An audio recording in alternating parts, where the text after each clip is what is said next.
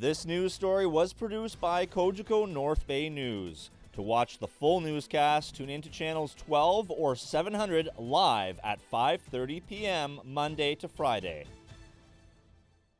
As a very young child, it was a bit bewildering.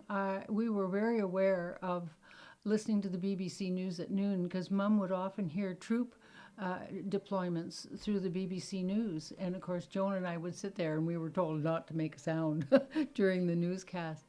And you just knew somewhere at the back of your little 5-year-old mind that there was great tension. And my mum was a brick. She just sailed through everything. She gave us 5 carefree, beautiful growing up years.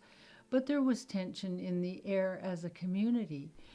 After a long wait in England, the Algonquin Regiment landed in France in July of 1944. 3 months after that, on Halloween night 1944, in Welberg in Holland, Major Sterling was captured by the Germans. His family did not know if he was alive or dead. When he was taken prisoner, Mum got that terrible telegram that said, "We regret to inform you that Major Sterling has been listed as missing in action," and that's code for the soldier's dead, we can't find the body. And but a friend of Daddy's was really sure that they had been taken prisoner that night, and it took him 3 months, but they found out what camp he was in. And there Major Sterling stayed until he was liberated by American troops in mid-April 1945.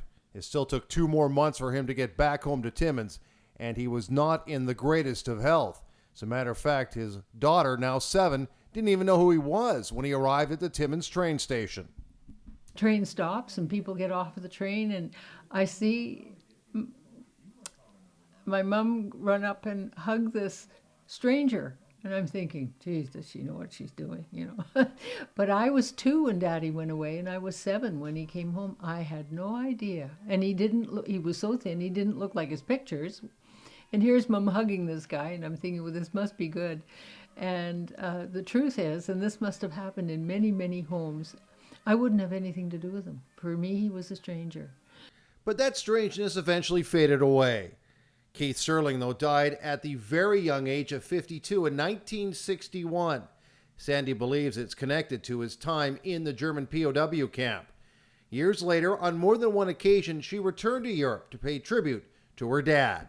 2 years ago this week, Diane and I were in Welberg, and we helped create a new memorial to the Canadian soldiers, and we planted a red Canadian maple tree.